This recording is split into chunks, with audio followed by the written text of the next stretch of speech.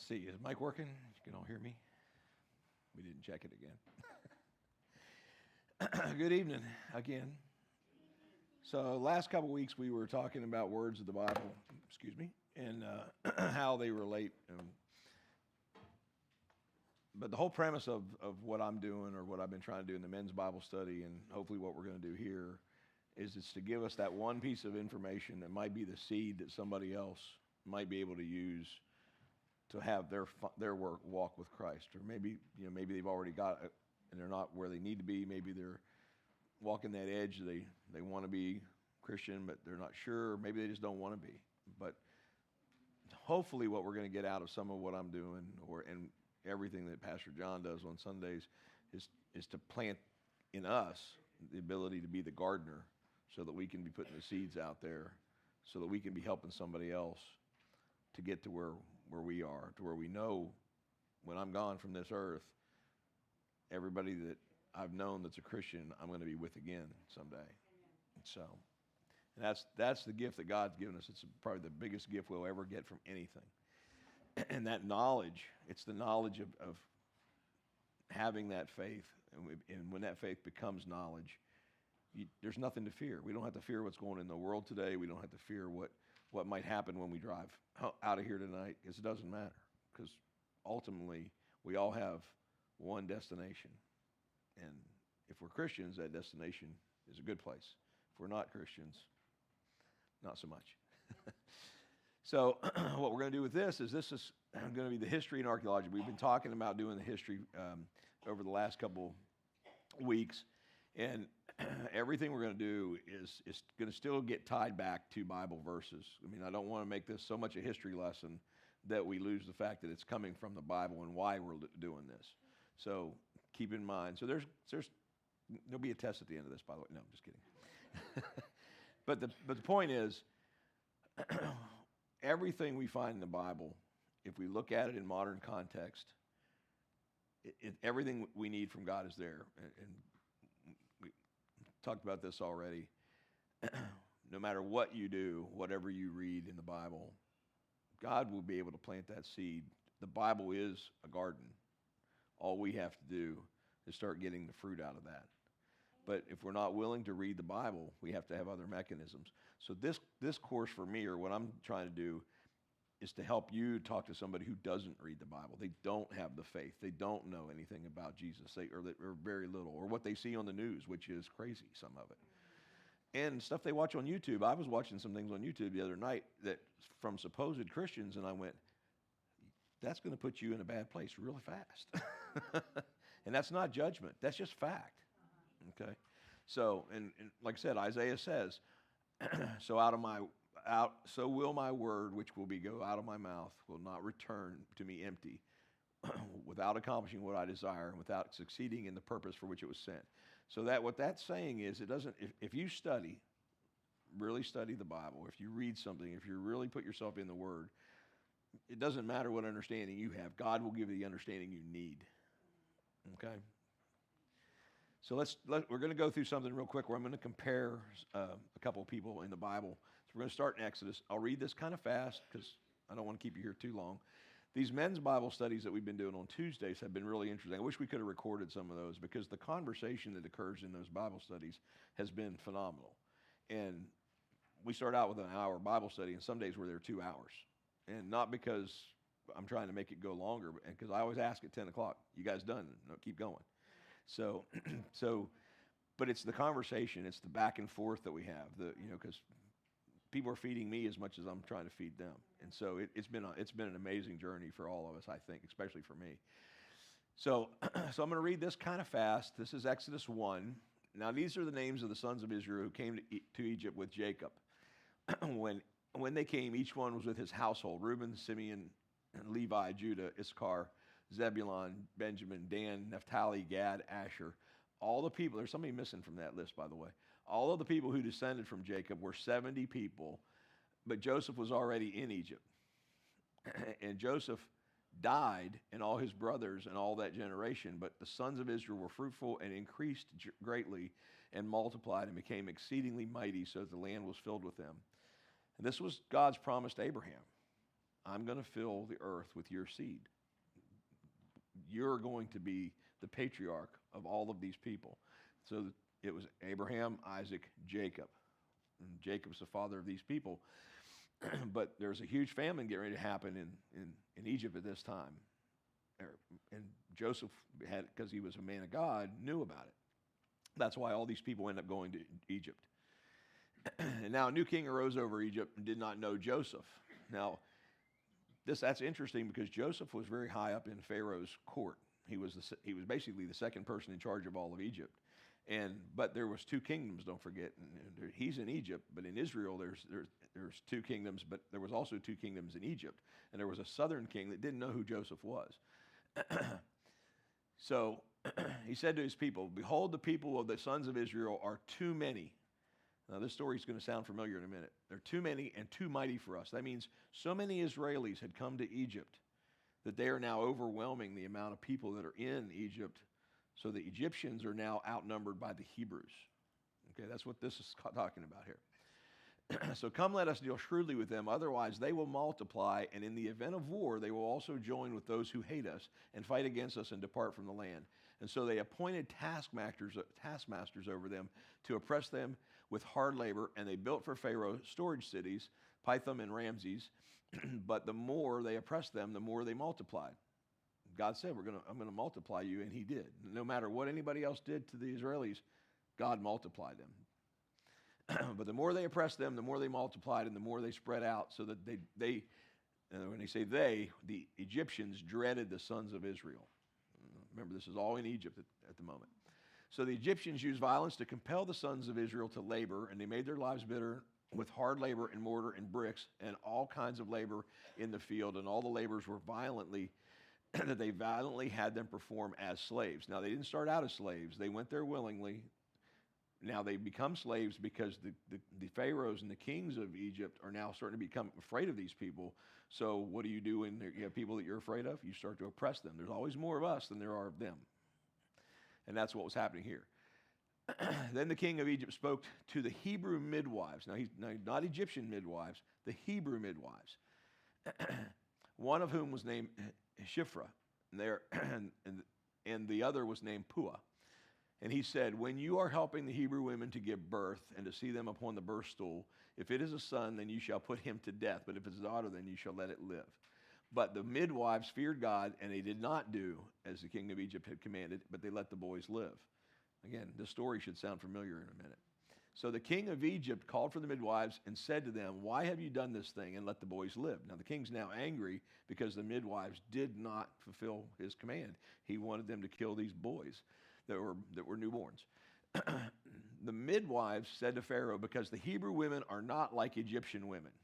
Now think about that comment. Egyptian women are soft. They've been kept. They don't do any hard work. They don't do anything other than stay around the house. They're very protected women. Hebrew women aren't like that. These women are out in the field. They're in the mud pits making the bricks. They're helping do all. These are physically strong women. Because the Hebrew women are not like Egyptian women. They are vigorous and give birth before the midwives can get to them. So the kings say, go ahead and kill these children.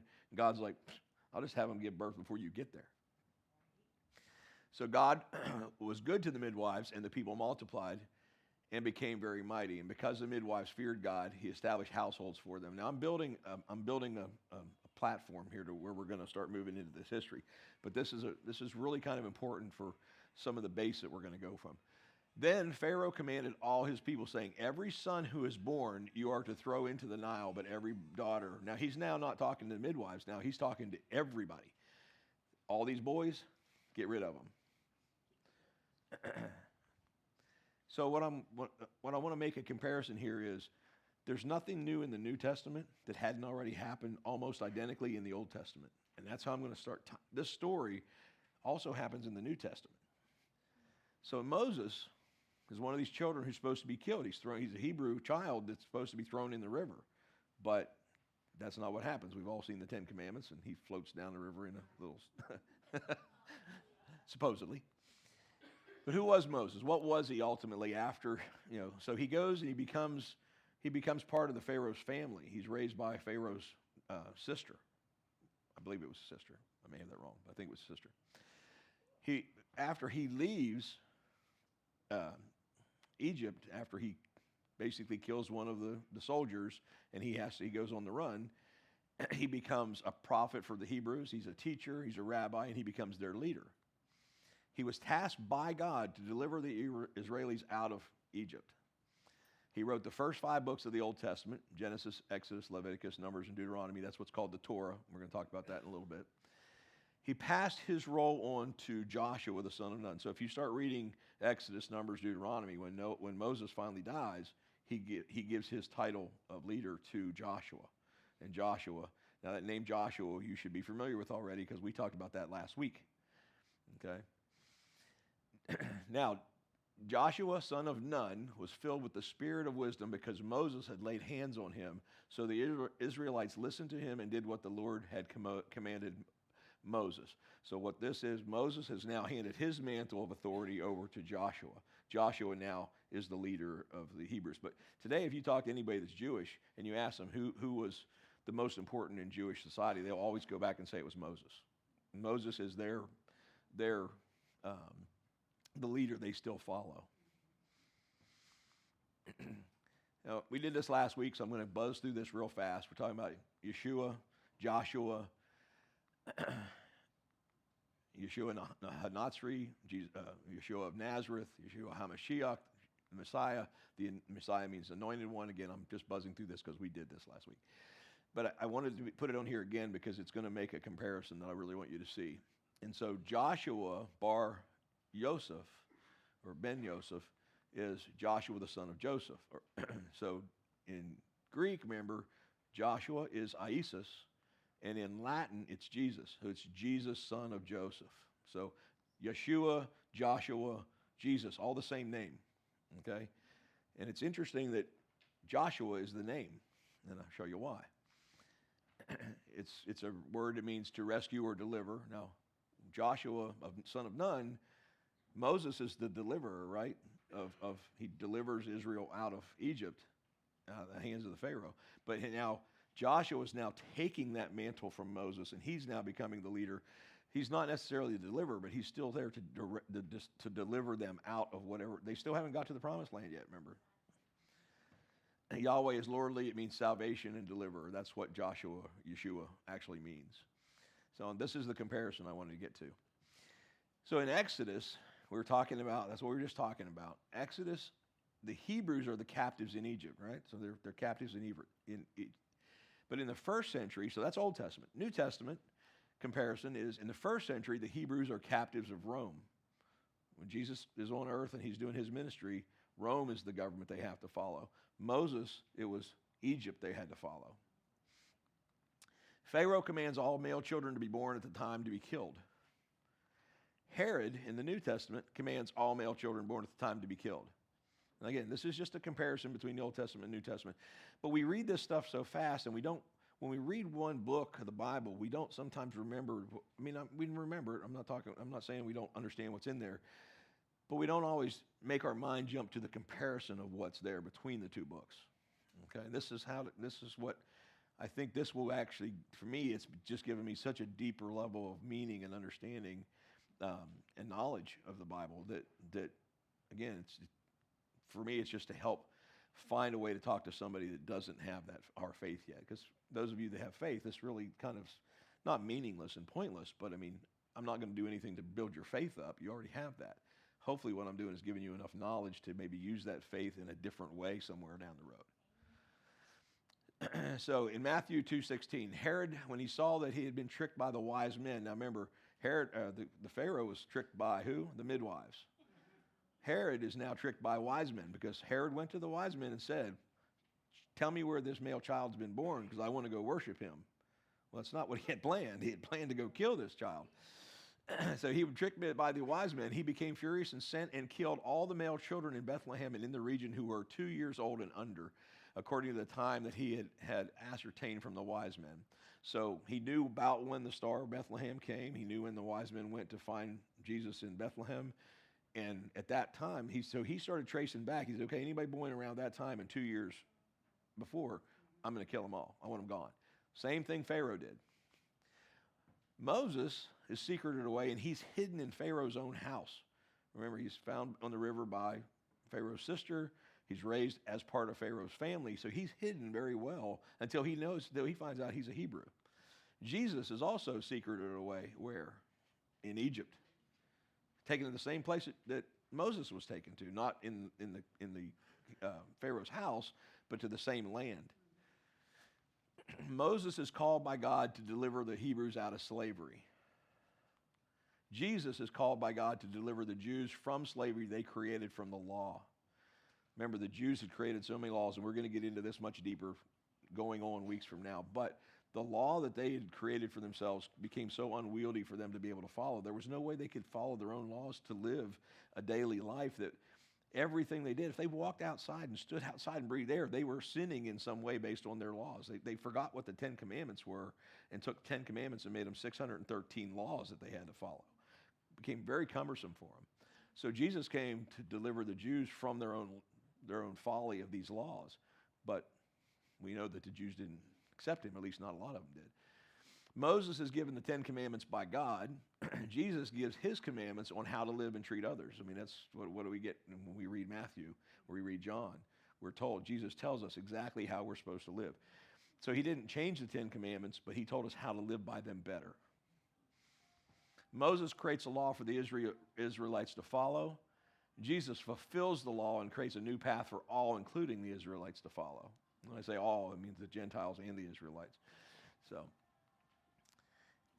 Moses was a high priest chosen to provide forgiveness through sacrifice. Now remember, and we'll get into this a little bit going down the road here. Moses comes out of the tribe of Levites, the Levites. And so they're the ones that are the priests. And we're going to talk about the 12 tribes that aren't really 12 tribes. But so he's basically given, for the better part of his life, for the last 40 years of his life, he is the high priest of Israel. There are other priests doing other things, but if there was a question anybody had, they went to Moses to get it answered, because he had direct communication with God all the time. Jesus is the high priest providing forgiveness through his sacrifice. So again, I'm not saying Moses had anything to do with divinity. I'm not saying Moses is a Jesus. But in the Old Testament, he is a Jesus-like character without the divinity. He's not God, but he's chosen by God to do things that when Jesus came on as the Savior and God, is doing the same exact things that Moses did. So when you start looking at the comparison between who these people were, the Old Testament can be really broken down into one thing. Moses was the leader. New Testament can be broken down into one thing. Jesus is the leader, period. Outside of those two things, you can really kind of skip everything else. So Moses passes his role as teacher and leader onto Joshua, the son of Nun. Okay, that's Jesus, or Joshua, again, remember the name, same name, assumes his role as the deliverer and teacher of not only the Jews, but the Gentiles also. So again, it's not just that these books are so close. These books are almost identical in what they do and the way they do it. It's just the difference between you have God telling somebody to do it and then God doing it. Because everything Jesus did, God's doing. Jesus is God. So anyway, let's talk a little bit about now we're going to get into the history lesson, so I hope I don't lose y'all with this. But we got to set a good base for where we're going to go to going through this. Because where we're really going to start looking at is the different sects of the Jews. Somewhere along the line, remember, Moses is the teacher. Moses is the leader. And so you had one group of Hebrews that were all doing what they're supposed to do. But somewhere along the line, this one group of Hebrews fractures and becomes multiple groups of different, the Pharisees, the Sadducees, and we're going to talk about all the different groups here in just a minute. What's going on with today's church? Do we have one church body? No.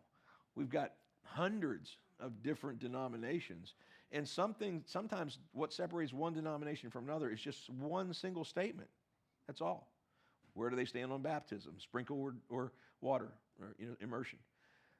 There's some of them, there's big wide gaps in the way they believe, in their doctrine.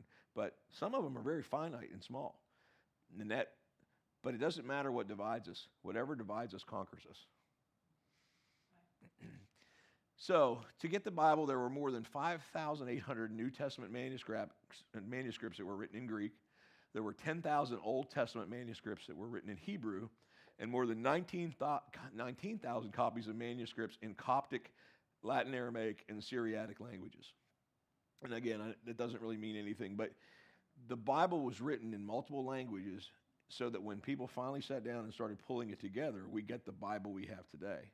The problem is, we've already talked about this, and I showed you this last 2 weeks, English doesn't have the nuances that Hebrew has. It doesn't even have some of the nuances that Greek has. So when we read it, we've got, we don't get a total understanding. We get everything that God wants us to get, but we lose some of the deep understanding that the Hebrews had or the Greeks had when they had that in front of them.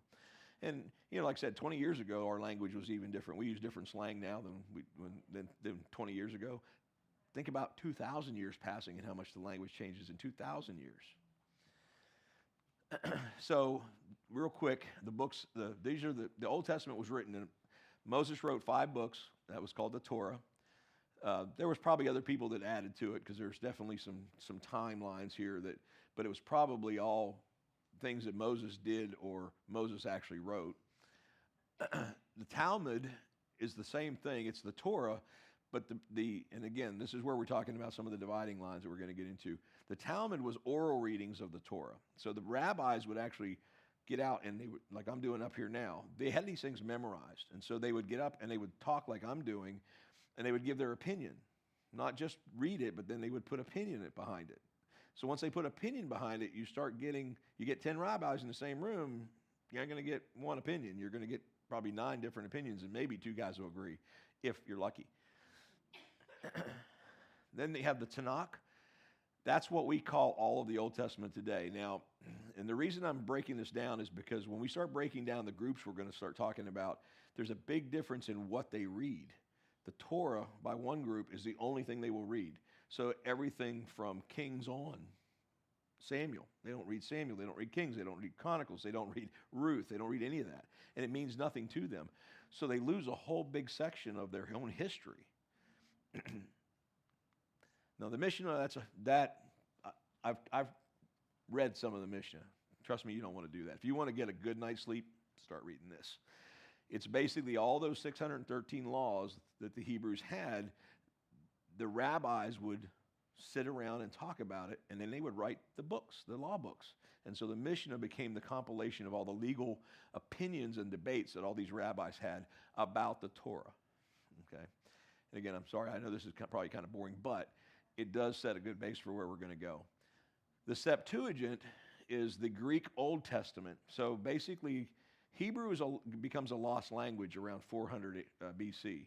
So 400 years before Christ comes on the scene, and we're going to talk about what happens, but the Jews lose control of the Holy Land, and because of Rome coming in, the Greeks coming in, and the Persians coming in, they lose their language. They lose everything about their society. Their traditions are all, because they're scattered out. They get, once they become overwhelmed. So all the Hebrew texts are still there, but now the only people by the time Jesus comes on the scene that can read them are the rabbis. The regular people could only read Greek if they could read at all. They didn't read Hebrew at all. And so, again, there's a big story about that we're going to get into later on. And the Pentateuch. Now, Pentateuch is 5. Penta in Latin means 5. So that's the Torah written in Greek. So remember, the first ones we're talking about, they're Torah, Talmud, Tanakh, and the Mishnah. Those are all written originally in Hebrew or Aramaic. When you get the Septuagint and the Pentateuch, you're talking now about the same books, but now they're written in Greek. And then there's the Masoretic text, which we're going to get really in-depth on this one later on, because there are some things that happen with the Masoretic text. Most of our Bible today is written from the Masoretic text, and it's very, very accurate, with the exception of a few things. And there's a reason why it's not accurate in those few things.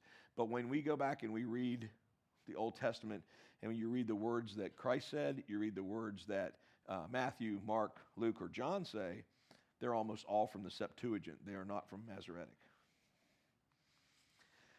Okay, so here's the sects we're going to talk about. And this is S-E-C-T-S, in case I'm not pronouncing that very well. So there was groups of And we hear about some of these in the Bible as we read Jesus was tried by Pharisees, Sadducees, and scribes. Jesus, Matthew 23, the whole chapter is nothing but Jesus rebuking the Pharisees, the Sadducees, and the scribes. So there's also a group called the Herodians, and they're extremely important as to what happened in Israel and why Israel got taken over by Rome. The scribes, we'll get into them. The Zealots. The Zealots, we hear a little bit. The only thing we really know about the Zealots from the Bible is we know that Simon the Zealot was one of the disciples. And if you watch The Chosen, you get a little bit of a better picture of what they were. But they were an interesting group. And then there's the Samaritans. When we hear the story about the Good Samaritan, do you ever think that the Samaritans were Jewish? You think they're Gentiles, right? They're not. They're Jewish. These are Jewish people. But they become so fragmented that, and we'll get into this again later too, that the regular Hebrew people, the ones that the Pharisees and Sadducees, they call the Sadducees mongrel dogs. And I'll tell you why here in a little while.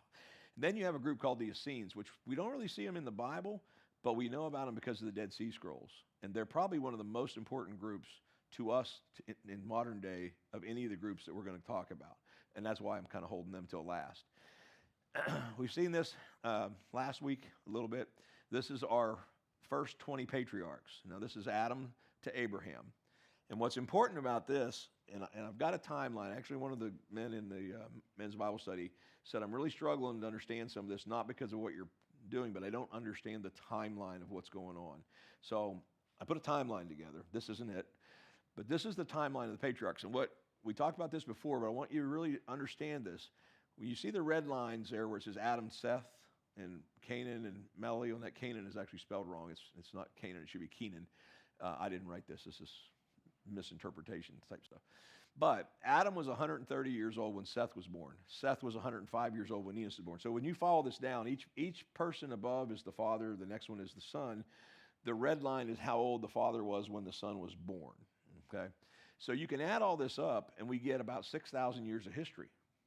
Not millions of years, not hundreds of thousands of years. We get 6,000 years of history. Okay, now, here's what I'll qualify that on. I don't know whether this time started, because remember, Adam and Eve were in the garden communing with God and being with God. There was no children. There was no need for children. This was God had. We don't know how long Adam and Eve lived in the garden prior to the fall. The fall is where I believe, and I could be wrong, but I believe the 0 year is the year of the fall, not the year Adam was created. So Adam could have been much older in that sense. We don't know, because we know he was with God in the garden for a while before the fall. I don't think that happened the second, God had 7 days. I don't think the 8th day there was a fall. I think there was a time period there. We don't know what that time period is.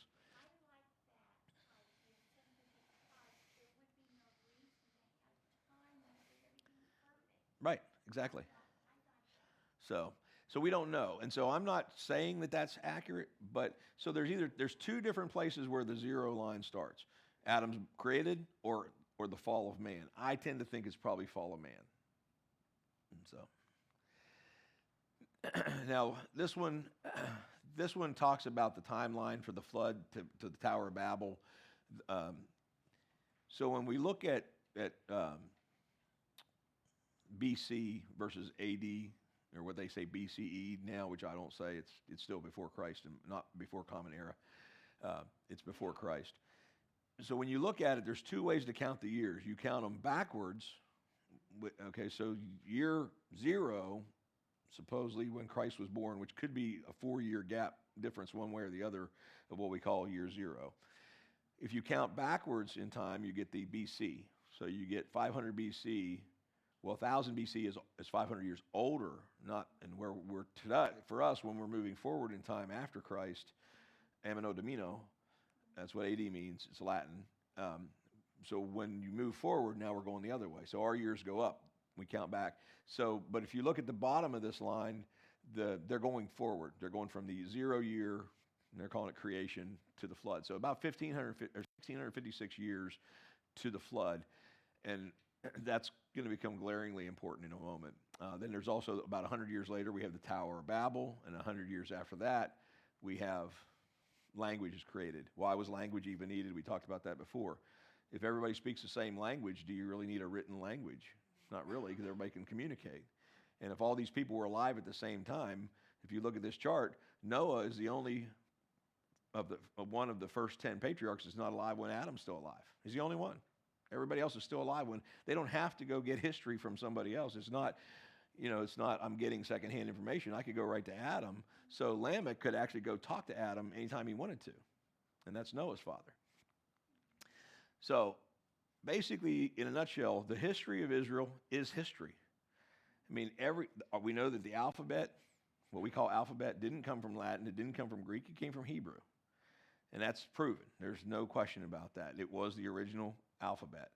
So, but everything, as Christians, we believe that God created Adam and Eve. So everything came from Adam and Eve to Noah. And then when the flood, then everything came from Noah forward. So we're all the same family, right? I mean, there's one race. It's a human race. But we all go back to Noah. I don't care what race, religion, or creed we are today. We all go back to Noah. So, real quick, we'll run through this timeline. And I gave you all these sheets so you can kind of look at this at leisure. I gave you enough in these sheets to be able to, you may have 2 to 3 weeks worth of information there. We're not going to get anywhere near the stuff I gave you tonight.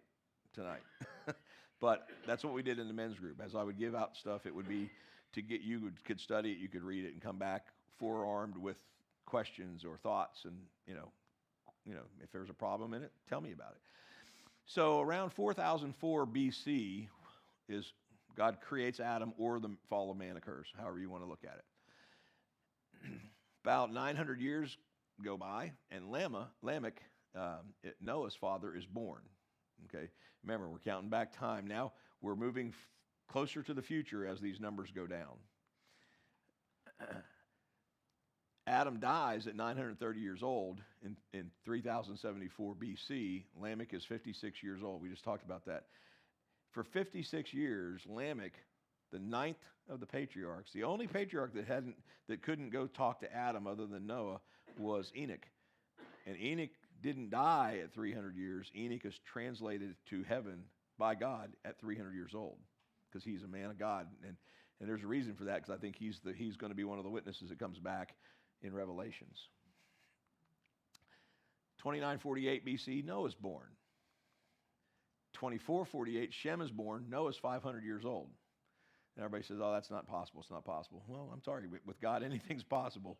And if there's not a lot of people on earth at the time, how do you populate the earth other than give people long lives? There's only one way to do it. Now, what year was Noah warned about the flood? Yeah, you hear people say, well, he was warned 120 years before the flood. He had 120 years to build it. There's nothing in the Bible that says that. I'm going to show you that. Now, behold, I myself bring the flood of water upon the earth to destroy all flesh in which there is the breath of life, and under heaven everything that is on earth shall perish, everything. But I will establish my covenant with you, and you shall enter the ark, you and your sons, your wife, and your sons' wives with you. Now, think about that comment right there. Your sons' wives. Now, either God's telling Noah that he's going to have sons and his sons are going to have wives, or these sons are already on earth with wives. So remember, he didn't have his first son until 500 years old. The flood happens at 600 years old. So somewhere in that 100 years, he has children. We don't know, so we don't know when. There's no way to say it accurately. Because you hear Bible scholars all the time say, well, he had 120 years to build the ark, and people had 120 years to get on. We can't prove that in any way. And I don't believe that's true because of this statement right here. Now, the main thing I want to put into this one for you is to look at the next couple lines. And every living thing of all flesh you shall bring 2 of every kind into the ark to keep them alive with you. They shall be male and female, of the birds according to their kind, of the animals according to their kind, of every crawling thing on the ground according to its kind, and 2 of every kind will come to keep you alive. Those of you guys that love Noah's ark, and you want, does that mean there was 2 wolves, 2 dogs, 2 mastiffs, 2 Siberian huskies? That is not what this means at all. According to their kind. According to their kind means there would have been 2 dogs. Maybe they were wolves. Maybe they were mastiffs. We don't know what they were. There were 2 dogs, period. from the time the ark landed and the waters receded, those dogs bred into whatever they became. There was 2 dogs. Was there 2 zebras, 2 horses, 2 donkeys, 2 mules? No. No, there was 2 something that was equine. Were there hundreds of different kinds of cows? No, there were 2 cows, period. They were cattle, a bull and a cow. So when it says, and we glance over this, we don't even teach our kids this anymore. We say, oh, we got all these animals, and so what happens is, this is where the arguments for people to say, that Bible can't be true. You can't have all these animals in the ark. You can when you read it correctly and you understand it correctly. The ark was big. No. Have you been to Kentucky? I haven't been there. Yeah. Again, everybody has a different trigger that will make them start thinking whether but if we can never say to somebody, and again, I say this because I hear it all the time from hundreds of people, well, I don't need I have faith in the Bible. I believe the Bible. You cannot win somebody over who doesn't care about the Bible if they've never read it, and your answer to them is, I have faith in the Bible. Well, tell me about this. Well, I believe it's true because it says it. That is not the way you're going to bring somebody to Christ. I'm sorry, it's not. You have to be armed with some sort of information, some sort of ammunition. There are some people who are walking the line, and all they're waiting for is you to say the right thing to them. They're going to be easy to bring on board. But then you got people that, and I got several of them in my family. I literally could have fist fights with them and still not bring them on board. You know, I mean, it's just the way it is. So, okay, let's get back to our timeline. 2348, okay, it's 7 o'clock. Y'all want to stop? Because we can pick this back up, or we can just finish this one. So 2348 BC, Methuselah dies, the flood. Shem is 100 years old. 2058, Abraham, as he becomes, is born. In 1998 BC, not a few years ago, Noah dies. Abraham is 60 years old. Abraham is 75 years old when God promises to give land to his descendants. That was 1983 BC, because I don't remember it happening in 1983 when I was listening to disco music. 1972, Ishmael is born, again BC. Abraham was 86 years old. Now Ishmael, remember, this is the child that Sarai, brings Hagar, the maid, and says, I'm never going to have a child. I'm too old, so go ahead and have my maid. Was that what God told Abraham he was going to do? No, but boy, it sure created a lot of strife for Israel from the rest of history going on, because Ishmael is the father of who? All of Islam. He's the father of Islam. That's why they believe, Abraham is just as important to them as he is to Jews, because of Ishmael. Yes. In 1959, BC, God promises Abraham at 99 years old, he's going to have a son, and he creates the covenant with Abraham, and God changes his name to Abraham from Abram.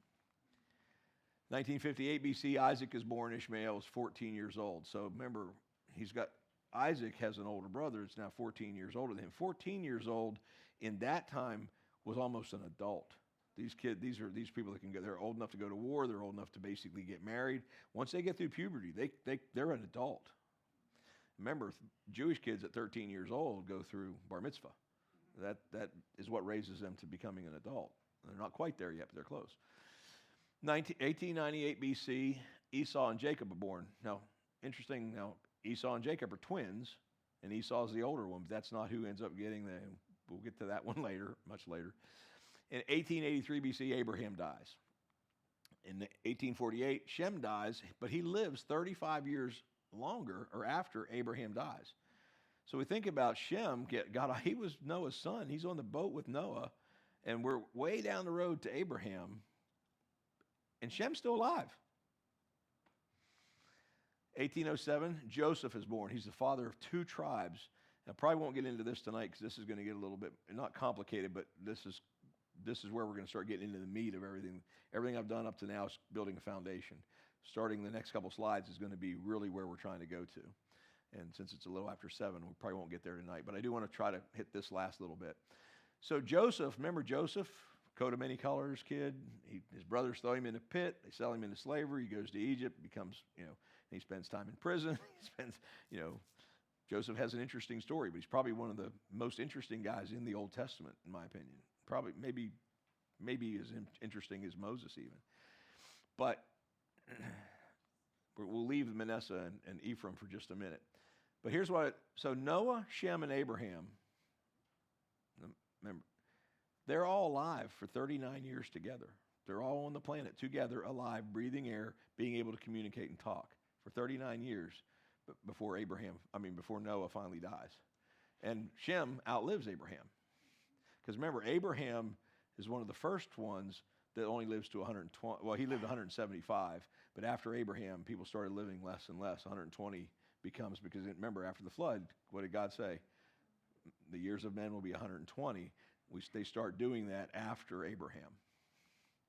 According to Jewish tradition, Abraham was born in 1948, 1,948 years after Adam's creation. So this is really an interesting thing. Again, no coincidences, no accidents in God's world and God's Bible. Look at the year. Now, this is not BC. This is going from year 0 to that year. We're counting up now. 1948. What happened in 1948 for us? Israel becomes a nation. 1,948 years after Jesus' birth. Again, there's no coincidences in this. And if you're willing to start digging and studying this stuff, all of a sudden your eyes go, I didn't know. I mean, it overwhelms you. I get chills when I talk about this stuff because it's like God had this so planned out. There's so much information there. And I firmly believe we're in the time that Daniel talked about. Close up the book for the end of time, for the end of the age. Knowledge is going to go to, and men are going to increase knowledge by going to and fro. And that means and knowledge is going to increase. Well, we've never lived in a time where knowledge can increase like it increases now. Tribes of Israel are named after Jacob's sons. As soon as somebody raises their hand, I'll quit.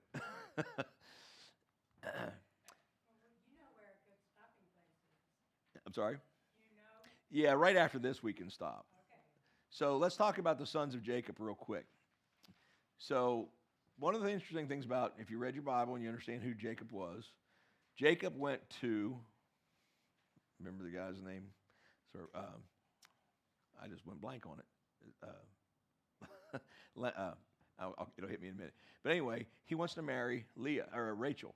So he goes and asks for Rachel's hand in marriage. Father says, well, you work for me for 7 years, I'll let you marry Rachel. So he works for his 7 years. I'm sorry? Not Lamech. That's why it's just throwing me off, because I got Lamech in my head. It's close to that though. But anyway, he puts a veil on Rachel. They get married. Takes the veil off when they get and it's not Rachel, it's Leah. So he marries Leah. These are Leah's 6 sons that she has with Jacob. Okay? Judah, Reuben, Simeon, Levi, Zebulun, Issachar. Now, if you know anything about Israel, the 12 tribes of Israel that we call 12 tribes, and I'm going to prove to you in a minute there's not 12 tribes. They come through this. Now, his next 2 sons are Dan and Naphtali. Now, he wanted more sons. So his wives gave him concubines. So Bilhah was a concubine. She wasn't his wife, but that was not unusual for these guys to have concubines. I mean, King David, I think they said Solomon had hundreds of them. I don't know how many King David had, but I know he had 6 or 8 wives and a bunch of concubines. Gad and Asher, they're also mothers of concubine Zilpah. And then finally, he gets to marry Rachel. And out of Rachel, he gets Benjamin and Joseph. And Joseph is kind of his favorite, which is why the other brothers throw him in the pit and get rid of him because, sir. Laban, that's it. Laban.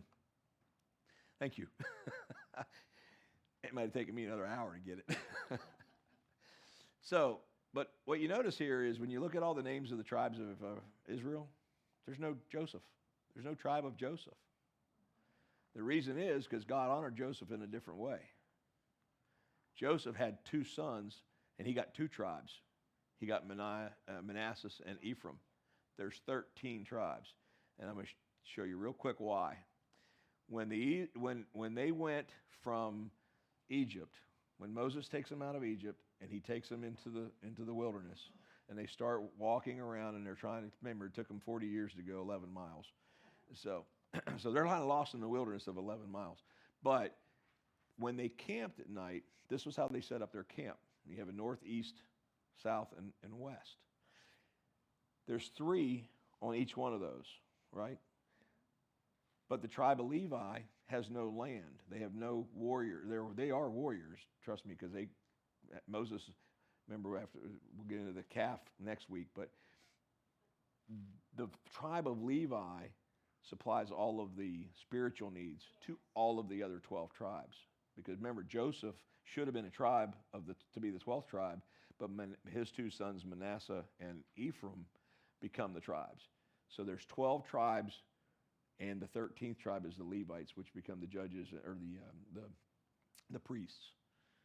And this is also how they traveled. When they would travel, the east side would go first. They had the most. Then the south. So there was an order to how they traveled. And then after that, the Levites were charged with picking up the tabernacle and carrying it. And we'll get into that later on, a couple weeks from now. But that's why there's more than that. So I want to read you. This is the last thing I promised for tonight. This is something Pastor John went into 2 weeks ago because I wasn't here this past Sunday. But I want you to read Revelation 21, 10 through 14. And he carried me away in the spirit to the great and high mountain. This is talking about the New Jerusalem now. He showed me the holy city, Jerusalem, coming down out of heaven from God, having the glory of God. Her brilliance was like a very valuable stone, like a stone of crystal clear jasper. It had a great and high wall with 12 gates, and the gates had 12 angels, 1 angel per gate, and the names were written on the gates, and the names were the 12 tribes of the sons of Israel. No, remember this right here. The gates of the New Jerusalem are going to look just like how they traveled when they were in the wilderness. The New Jerusalem is going to look just like this, only it's going to be much bigger. It had a high wall with 12 gates, 12 angels. The names written on them were the gates, the names of the 12 tribes and the sons of Israel. There were 3 gates on the east, 3 gates on the north, 3 gates on the south, and 3 gates on the west.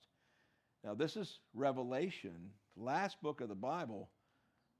This is Leviticus and Deuteronomy, Old Testament. There's nothing new here. God's doing the same thing. He's just going to do it in a different way. And in the wall of the city, had 12 foundation stones, and on them were the names of the 12 apostles of the Lamb. Now, what do those 12 apostles represent in this? They're the new Israel. The tribes of Israel did not follow Christ. They still don't follow Christ today. But who followed him? His 12 disciples. He replaced, in a way, not replaced them completely, but the New Testament replacement for Israel started with the 12 disciples. That's why they have their special place. They're going to be in this New Jerusalem, just like the 12 tribes of Israel. And you got to really dig deep to find this kind of stuff. But it's fascinating when you find it. At least I think it is. If I'm boring anybody, I apologize. But I think it's fascinating. And we're going to stop right there for tonight because, like I said, this right here gets us to the point where we're going to start now talking about what happened is, and again, you'll hear me say this 1,000 times while we're doing this because the men have already heard me say this 1,000 times. How did the Jewish people, with all the knowledge they had of the Old Testament, miss the first coming of Christ? How did they miss it? And so here's the challenge I have for us today.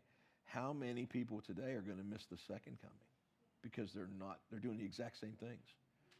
And it's the fractionalization, and I'm going to show you that fractionalization of the church. Because the Jewish society fractionalized exactly the same way our church is fractionalizing today. And we're not teaching young kids anymore. We're not going out and I'm not talking about becoming a Bible thumper and standing on a street corner. That's not my thing. I don't do that. But there might be somebody that's their calling. It's not my calling. But if you look at how many people are trying to reach young people today, I think it's vastly less than it was 40 years ago. Vastly less. And that's what we have to figure out. How do we fill those shoes? How do we get in there? We're all older. But without us older people, and this older generation is the only thing that's going to save these younger generations. It has to. If we don't, they're lost. And I'm sorry, I mean, they are. And, I've got a daughter that's, amazing Christian, but They're one of thousands that are the other side. The coins are not the same anymore. It used to be you had one for one. Now there's 1,000 to them to one of us. And I'll show you that later on, but because when we get going down this road, I'm going to show you how church attendance and people that say they're Christian has vastly changed just in the last 50 years. And I'll show you, it's a statistical thing. When you see it visually, it's going to shock you. It's extremely sad. So I'm going to stop there. Any questions, any thoughts, any suggestions? Yes, sir. So Moses wrote the first 5 books, the Torah. Yeah. When did he write those? I don't know. We don't know exactly when they're written because we talked about carbon dating in the men's study. Carbon dating is the most inaccurate science you'll ever get. It all has to do with water.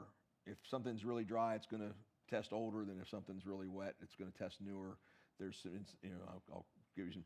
So the oldest that they've been able to go back and find in the Torah so far is what's the Dead Sea Scrolls, and so some of them are predate Christ by upwards of 1,000 years.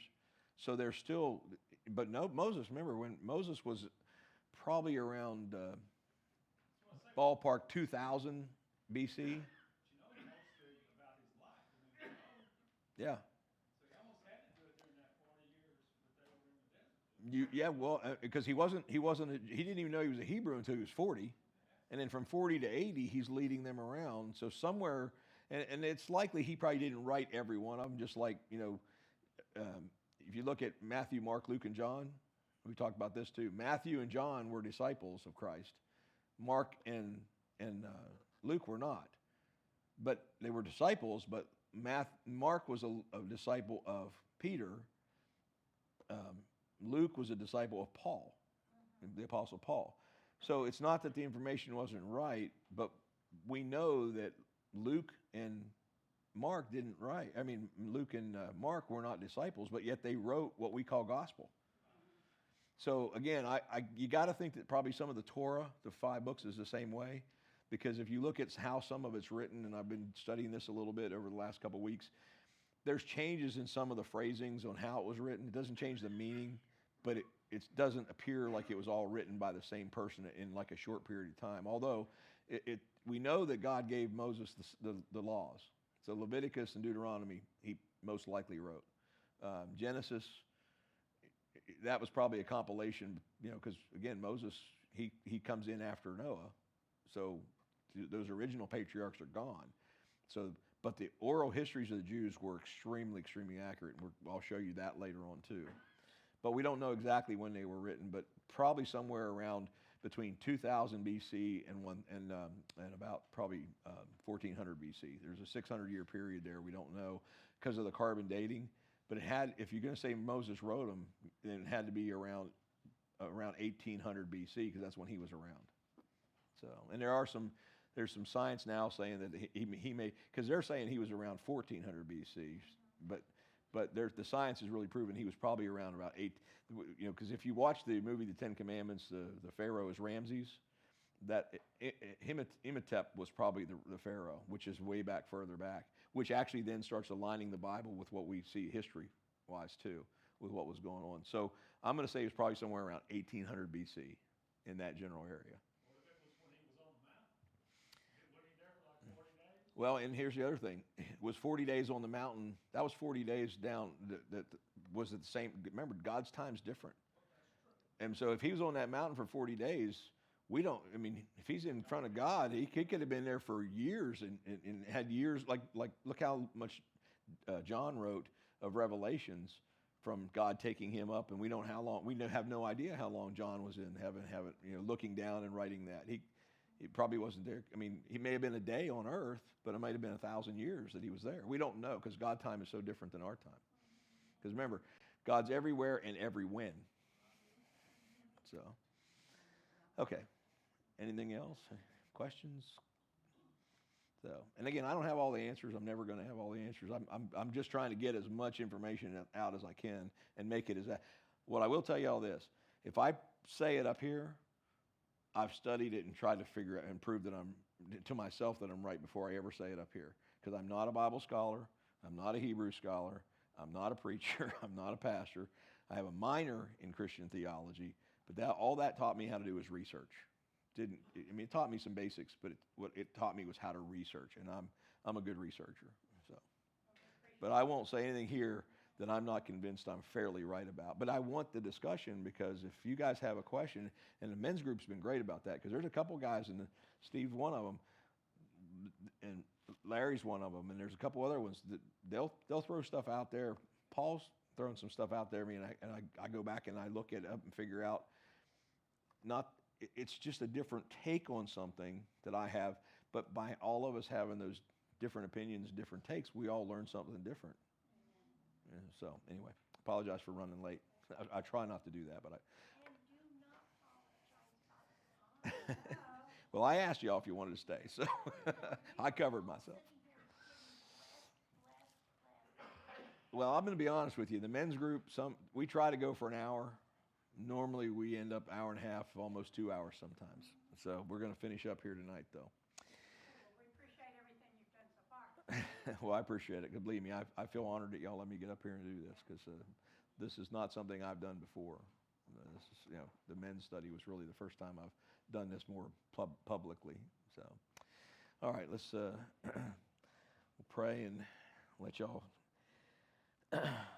God, thank you again for this day, for every day you give us, every day that we wake up as a blessing. Help us find a way to best honor you every day when we get out of bed. Let us know what we need to do for you. Give us our path. Again, hopefully that path allows us to be the light in the darkness, that Jesus can come through us and find someone who is in that dark path. Our goal every day should be to help one person in need every day. If we can do that, that's more than we can ask for. Help those who are sick, afflicted mentally, physically. Be with Van as he goes out on his new travels and experience. Everybody who's sick in the church, we know that healing's not always what we want, but your will. And whatever your will is, help us to get an understanding of that when it's not the will and timing that we would like to see. Forgive us where we fail you. Have mercy on us where you'll have mercy. Bless us where you'll bless us. In Jesus' name, amen.